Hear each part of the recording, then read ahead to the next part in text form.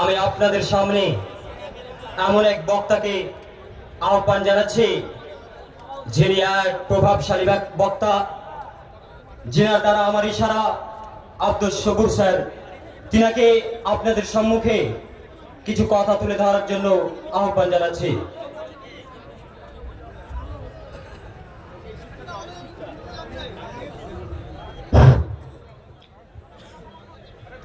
In the name of the Almighty God, most gracious, most merciful, Bismillahir Rahmanir Rahim.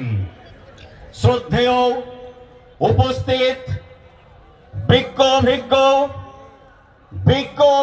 জ্ঞানী সমস্ত জনমণ্ডলী, মঞ্চে উপবিষ্ট president এবং এক ঝাঁক ওলামা ইকরাম ও অনেক বিজ্ঞ লোক, তাদেরকে সকলকে আমি কিছু বলার আগে অন্তরের অন্তঃস্থল থেকে আবেগ আপ্লুত ভক্তি রসসিক্ত চিত্তে জানাই আন্তরিক শুভেচ্ছা, অভিনন্দন, সালাম, প্রণাম।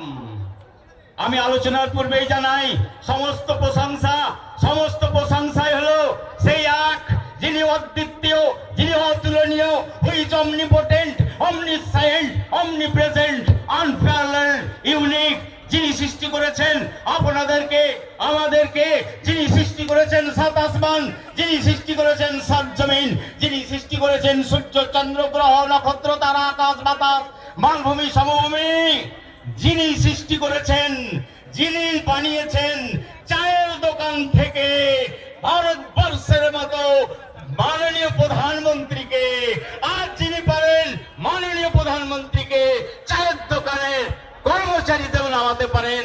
কুলিল্লাহুম্মা মালিকাল মুলকি তুতিল মুলকা মান তাশাউ, এ মহারাজাধিরাজ আল্লাহ, তুমি আজকে আমাদের যে ধৈর্যের পরীক্ষা, আজকে আমাদের এই যে লঘু সংখ্যালঘুদেরকে যে পর্যায়ে নামিয়ে দিয়েছে, 2014 সাল থেকে কেন্দ্রীয় সরকার ভারতবর্ষের বুকে এসে একটার পর একটা ওই নোট প্রবর্তন, ওই এনআরসির ভীতি প্রদর্শন, ওই আমাদের লকডাউন, আমাদের সমস্ত কিছু দিয়ে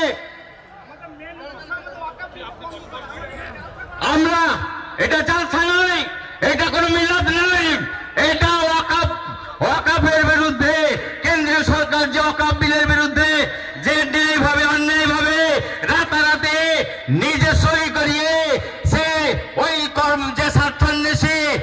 যে স্বার্থান্বেষী অর্থলোভী বিচারকগণ, ওই যে প্রেসিডেন্ট নাম সাক্ষী প্রেসিডেন্ট সই করে আমাদের যে ওয়াকাফ সম্পত্তি আজকে ভারতবর্ষের বুকে 6 লক্ষ থেকে 9 লক্ষ একর জমি দিকে নজর, ওই বাবরি মসজিদ ভেঙে মন্দির বানিয়ে সে ক্ষুব্ধ হয়নি। আমরা ভারতবাসী বড় ভালোবাসি, আমরা সংবিধানকে সম্মান করি, আমরা সুপ্রিম কোর্টকে সম্মান করি।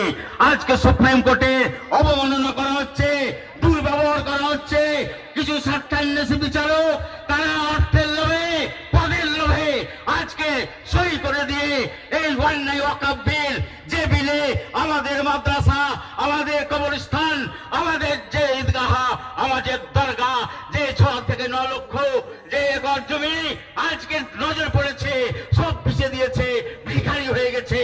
আজকে সংখ্যালঘুদের ভারতবর্ষ থেকে তাড়ানোর জন্য সে বদ্ধপরিকর হয়েছিল, দেখলে পারা যাবে না। আজকে তথ্য বলছে, আমি ইকোনমিক্সের ছাত্র, আমি বলছি তথ্য, ভারতবর্ষে 35 কোটি মুসলিম আছে। 2070 সালে গোটা ভারতবর্ষে মুসলিমদের আধিক্য হবে। বলুন সুবহানাল্লাহ।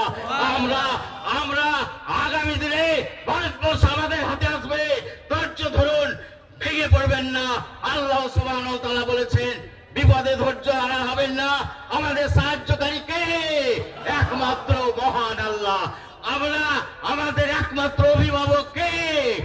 একমাত্র আল্লাহ। সেই আল্লাহর আমরা বান্দা, যারা মুমিন বান্দা, মৃত্যুকে ভয় পরোয়া করে না। আমাদের মতো লোক মৃত্যুকে পরোয়া করি না, রক্ত চলে যাবে আমরা করবো না, সহ্য করবো না। আমাদের এই ওয়াকাফ বিল মানতেই হবে। আমরা কিন্তু আমাদের কবরস্থান, আমাদের ঈদগাহ, আমাদের দরগা একটু ছাড়বো না। রক্ত থাকলে আমাদের এই প্রতিবাদ চলছে, চলবে। আমাদের ভীতি প্রদর্শন করে আমাদেরকে রক্ষা করা যাবে না। আমাদেরকে ভয় দেখিয়ে বাংলাদেশ পাঠানো যাবে না, পাকিস্তান পাঠানো যাবে না। আমরা শহীদ 1947 সালে ভারতবর্ষে রক্তদান সবচেয়ে সংখ্যা ইন্ডিয়া গেটে পাবেন মুসলিমের নাম, আরএসএস এর নাম ছিল। আরএসএস কি করেছিল? জন্ম হয়নি, আজকে জন্ম হয়ে মুসলিমদের আজকে ভয় দেখানো। এই ওয়াকফ বিল মানছি না, মানব না। ওয়াকফ বিল বাতিল করতে হবে, করতে হবে। আমরা ভারতবাসী কোনদিন ভারত থেকে ছাড়ছি না, 1 ইঞ্চির জায়গা ছাড়ব না ইনশাআল্লাহ। জয় হিন্দ, জয় হিন্দ, জয় ভারত। মাশাআল্লাহ। এরপরে